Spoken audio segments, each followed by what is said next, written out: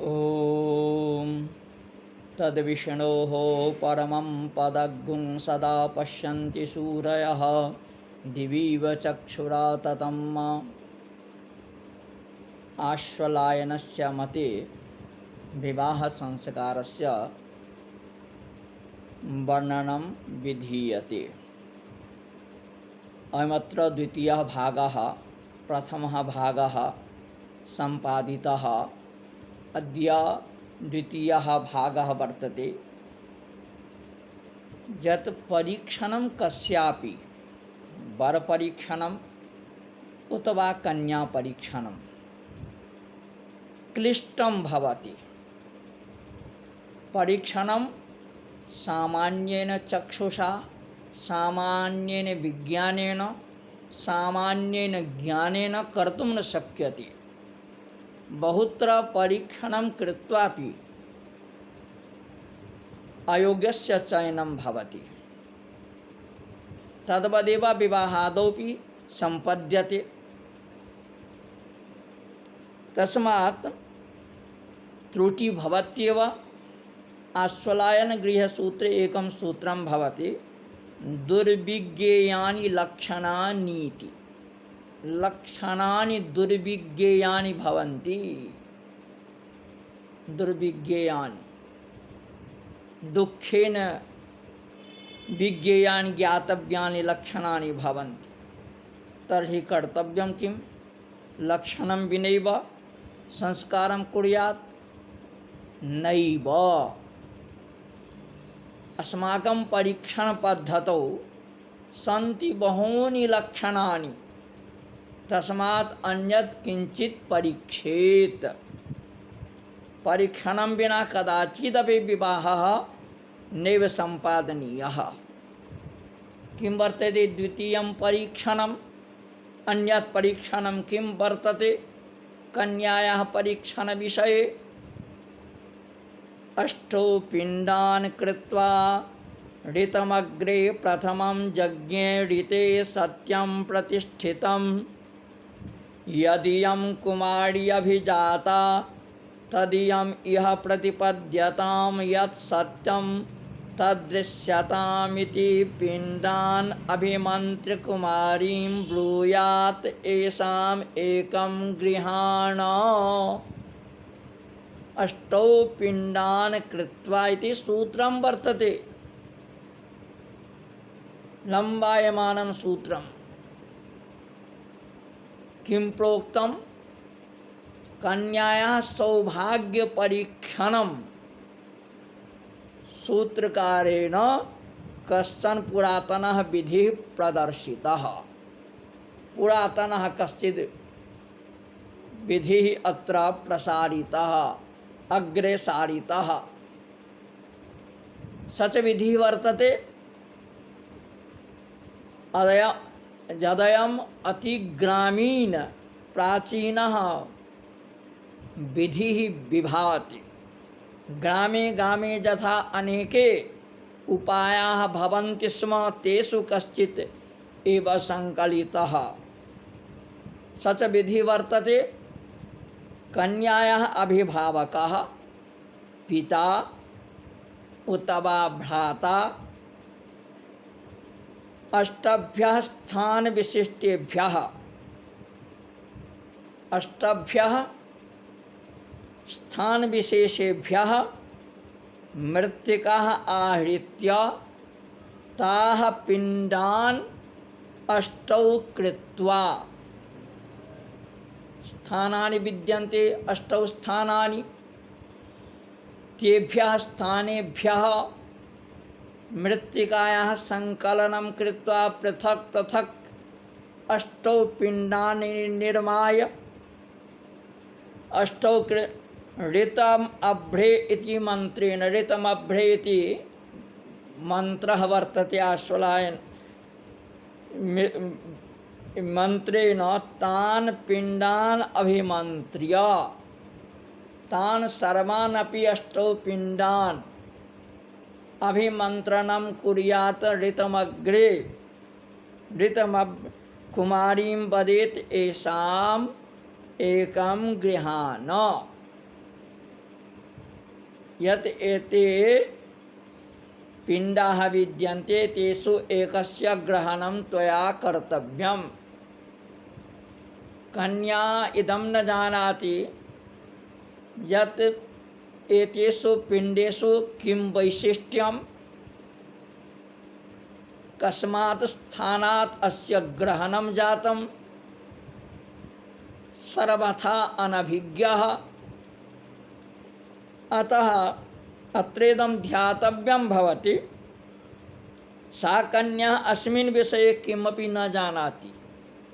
एताः मृत्तिकाः सङ्कलिताः कुतः, एतेषां पिण्डानां किं पृथक् पृथक् फलमस्ति, किमपि न जानाति। परं मन्यमानासौ भगवतीं स्मृत्वा भाग्यं परं मन्यमाना, यद्भाव्यं तद्भविष्यति। सा कुमारी भाग्यमेव परं मन्यमाना भगवतीं कुलदेवीं स्मारं स्मारं स्मृत्वा स्वेच्छया तेभ्यः पिण्डेभ्यः एकं संकलयति, गृह्णाति। इदानीं स्थानानां नामानि सूत्रे पठितानि। कानि च तानि स्थानानि। स्थान नामग्रहणेनैव ज्ञातुं शक्यते किमस्य फलं भवेत्। तानि च स्थानानि विद्यन्ते।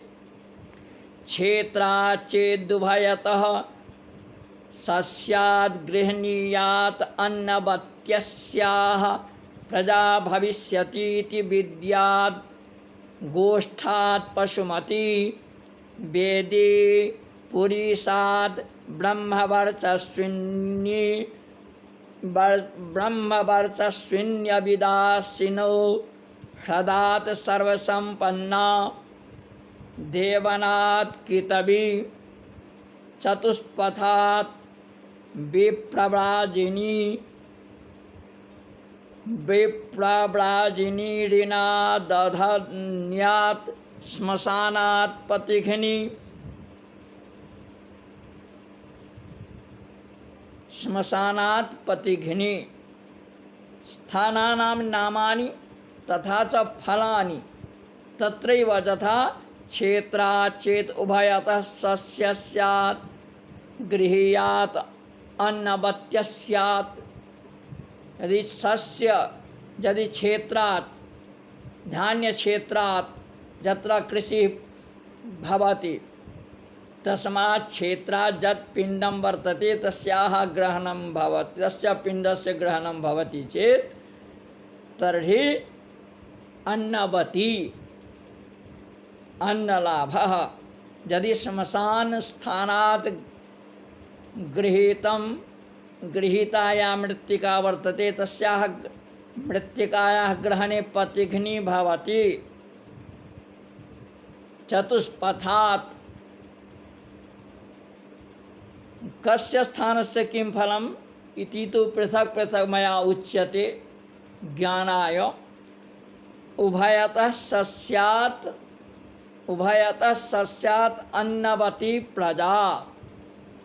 अन्नवती प्रजा जायते। गोष्ठात् पशुमती वेदी पुरीशात् ब्रह्मवर्चस्विनी। अशुष्क ह्रदात् ह्रदः यत्र स्थान जलं भवति अशुष्क ह्रदात् सर्वसम्पन्ना। द्यूतस्थानात् कितवी धूर्ता। चतुष्पथात् स्वैरिणी व्यभिचारिणी। इरिणात् अघ्न्या। श्मशानात् पतिघ्नी।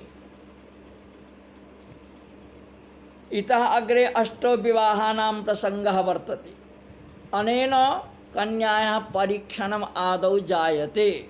यत् मृत्तिकायाः यत् विविधेभ्यः स्थानेभ्यः याः मृत्तिकाः चिताः विद्यन्ते तासां मृत्तिकानां पिण्डान् स्थापयित्वा तेषु एकस्य ग्रहणं भवति तथा च तादृशं फलं तत्र जायते इति कन्यायाः परीक्षणम्। इतः अग्रे आश्वलायनः अष्टौ विवाहानां प्रसङ्गः।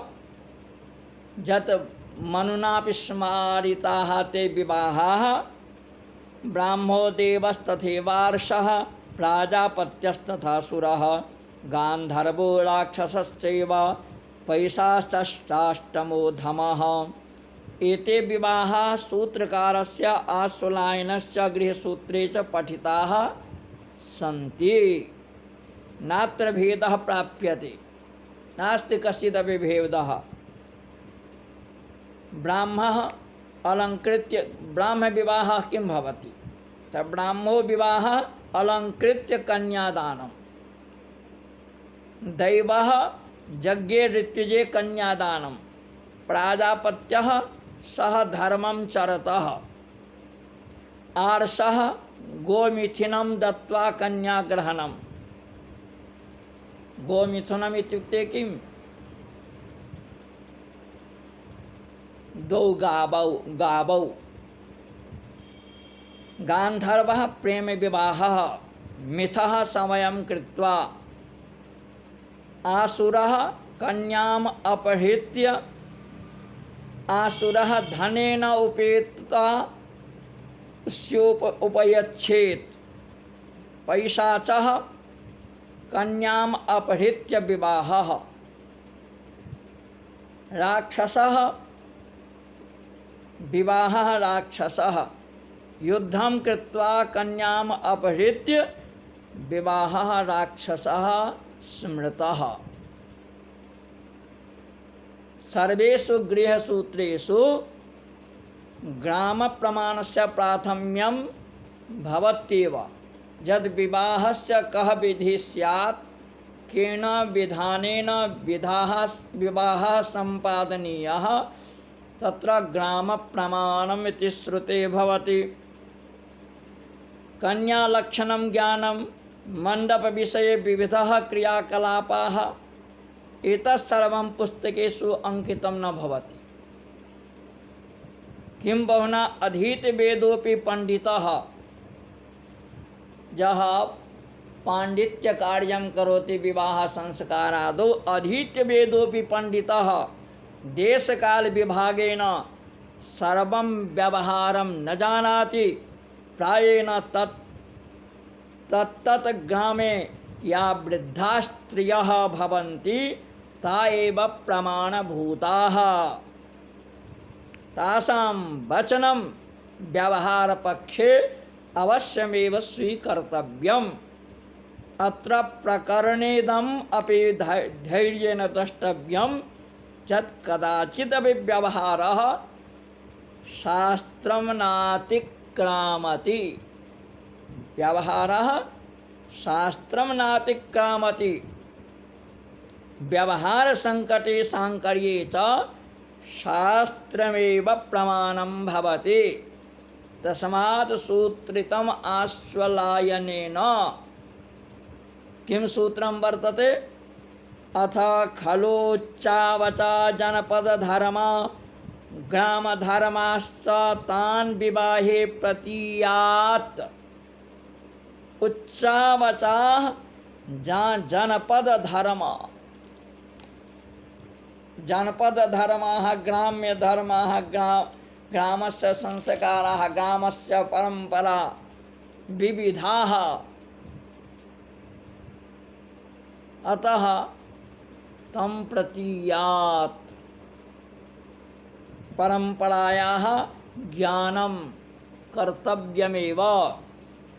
क्वचित् जनः शास्त्रज्ञातारं पंडितम् अतिक्रम्य व्यवहारस्य प्राथम्यं श्रेष्ठ्यं च साधयितुं प्रयतते। तन्नाङ्गीकर्तव्यम्। शास्त्रात् व्यवहारः श्रेष्ठः तथा न वक्तव्यं। शास्त्रं किं ब्रूति, प्रमाणं किमस्ति, तद्यथा सप्त परिक्रमणम, सप्त परिक्रमणम 7 फेरा इति लोके उच्यते। दूरदर्शन दर्शनार्थ कुतः आयातः? दूरदर्शनम चलचित्र माध्यमेन बॉलीवुड माध्यमेन 7 फेरा इति श्रूयते। 7 फेरा अस्ति किं शास्त्रीयम अशास्त्रीयम वा? चलचित्र प्रभावाच्च हठात् वदन्ति भो भो पंडित अत्र 7 परिक्रमणं त्वया न कारितम्। 7 परिक्रमणं न शास्त्रीयं न च वैधानिकम्, अत्र गृह्योक्तं प्रमाणमेव बलम्। अग्रे होमः लाजा होमः अस्मारोहणं सर्वं च सर्वत्र भवति। सप्तपदीक्रमणं प्रस्तावितम्। सप्तपदी क्रमणं यत् वर्तते, एकमिषे द्वे ऊर्जे त्रीणि रायस्पोखाय चत्वारि मायो भवाय पंच पशुभ्यः षड् ऋतुभ्यः सखे सप्तपदा भव सा मामनुव्रता भव विष्णुस्त्वानयतु। सप्तपदी यत् वर्तते तत्रैव भ्रमः। 7 फेरा इति पदेन तत्रैव भ्रमः वर्तते। 7 फेरा नास्ति। सत्पदी सप्तपद परिक्रमणं भवति। विवाह विधिं समाप्य अनन्तरं स्वगृहं बद्ध्वा सह आगन्तव्यम्। यदि कन्या स्वजन वियोगात् बंधु वियोगाच्च रौति तर्हि जीवं रुदन्ति इति मंत्रं जपेत्। प्रायेण व्यवहारे कन्यायाः रोदनं वियोगः भवति, नवीनेन सह संयोगः भवति, अपरिचितेन सह संयोगः, अपरिचितेन सह वियोगः। तस्मात् मनसि कश्चित् भावः उदेति, क्रन्दनं जायते। अयं विधि ग्रामे च प्रवर्तते। जीवं रुदन्ति इति रुदत्याम् आश्वलायन गृह सूत्रे। विवाह संस्कारानन्तरं ब्रह्मचर्यस्य नियमः शास्त्रकारेण निगदितः। तत्र संवत्सरपक्षः, त्रिरात्रपक्षः, षड्रात्रपक्षः, द्वादशरात्रपक्षः इति विविधः पक्षः उद्घाटितः। संवत्सरं वैकऋषिर्जायत इति, अर्थात् संवत्सरं वा नियतो स्याताम् एकः ऋषिकल्पः पुत्रो जायते इति भाष्ये स्पष्टीकृतम्। तत्रैव किञ्चित् दिग्दर्शनं पारस्करस्यापि विधीयते। यतो हि औदीच्याः उत्तरे भारते प्रायेण यजुर्वेदिनः एव सन्ति। औदीच्यानां परंपरा पारस्करगृहसूत्रस्यैव वर्तते। पारस्करगृहसूत्रे विवाहस्य कालः चर्चितः। उदगयन आपूर्यमान पक्षे पुण्याहे कुमार्याः पाणिं गृह्णीयात्। त्रिषु उत्तरादिषु स्वातो मृगशिरसि रोहिण्यां वा इति सूत्रं वर्तते। उद्गायने मकरादि षट्क स्थिते सूर्ये आपूर्यमान पक्षे शुक्ल पक्षे पुण्याहे ज्योतिषशास्त्र पठित विष्ट्यादि दोषरहिते कुमार्याः विवाहः। अयन पक्ष दिनानां नियमनं साधितं। त्रिषु उत्तरा दिशु उत्तरा आदि येषां तानि उत्तरादीनि तेषु नक्षत्रेषु। नक्षत्र गणना प्रसंगे उत्तरासंज्ञकानि त्रीणि नक्षत्राणि विद्यन्ते 27 नक्षत्रेषु। पठितानि उत्तर फाल्गुनी, उत्तराषाढ़, उत्तर भाद्रपदश्च। अत्र सूतस्य व्याख्यानेन प्रतीयते यत् उत्तरा फाल्गुनी हस्त चित्र हस्तः चित्रा इति त्रीणि, उत्तराषाढ़ा श्रवणं धनिष्ठा इति त्रीणि, उत्तरभाद्रपद रेवती अश्विनी इति त्रीणि, स्वाति मृगशिरा रोहिणी च सर्वम् आहत्य पारस्कराचार्यः 12 नक्षत्राणि विवाहस्य कृते उपदिदेश। एतेषां नक्षत्राणाम् अन्यतमे विवाहे विधेयः। शिशुबोधे शीघ्रबोधे च एकः श्लोकः वर्तते। ज्योतिषशास्त्रस्य लघुकायः ग्रन्थः शिशुबोधः वर्तते। तत्र एकः श्लोकः वर्तते, रेवत्युत्तररोहिणी मृगमघामूलानुराधाकर स्वातिषु प्रमदा तुलामिथुनके लग्ने विवाहः शुभः मासाः फाल्गुनमाघमार्गशीर्षयोः ज्येष्ठस्तथा माधवः षष्ठाः सौम्यदिने तथैव तिथयोः रिक्ताकुः वर्जिता। ज्योतिर्विदां मते संकलितम् इदं वैलक्षण्यं दृश्यते। पृथिव्याम् अंतरिक्षे जलमध्ये च अनेके जीवाः भवन्ति, तेषु केवलं मनुष्याणां ये विवाहः सम्पद्यते। विवाहः सर्वेषां जीवानां न भवति, मनुष्याणामेव विवाहः सम्पद्यते। विवाहस्य यद् भौतिकं फलं पाश्चात्यानां मते संतान सुखं तत्तु सर्वेषु जीवेषु प्राप्यते, परन्तु विवाहस्य उद्देश्यं सर्वतोभावेन पुरुषार्थचतुष्टयस्यावाप्तिः। पुरुषार्थस्यावधारणा भारते विद्यते नान्यत्र। पुरुषार्थः फलति। मोक्षस्य कारणम् अपत्यं प्रोक्तम्। अपत्यम् इति कस्मात्? नानेन जातेन पतति। अपत्यम् अपतितं भवति। जामाता युक्ते जा इति अपत्यस्य सन्ततिर्निर्माता। पुरुषार्थ चतुष्टयस्य सिद्ध्यर्थं विवाहः प्रशस्तः। प्रशस्तेन विधिना कृतो विवाहः वंशस्य प्राशस्त्याय कल्पितः। अतः प्रशस्तेन नियमेन यः नियमः शास्त्रकारेण उपदिष्टः स एव नियमः अस्माभिः अङ्गीकर्तव्यः। इदमपि ध्यातव्यं भवति यत् पूर्वजा एव सन्ततिरूपेण आगच्छन्ति। पौनः पुण्येन जायन्ते उक्तं च शतपथ ब्राह्मणे तस्मात् इमाः प्रजाः पुनरभ्यावर्तं प्रजायन्ते। पुनराभ्यावर्तं प्रजायन्ते तस्मात् सर्वप्रयासेन उत्पन्नानां सन्ततीनाम् आचार ज्ञान विज्ञान विद्या तपोभिः उत्कृष्टतां साधयेत्।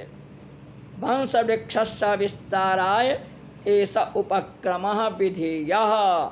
मातृवंशस्य पितृवंशस्य च महत्त्वम् अनेन जसा प्रकटितम्। ब्राह्मणमद्य विधेयं पितृमन्तं पैतृमत्यं यजुर्वेदः। 7वें अध्याय वर्तते। जो वै ज्ञातकुलीनः स पितृमान्। जो वै ज्ञातकुलीनः स पितृमान् पैतृमत्यः।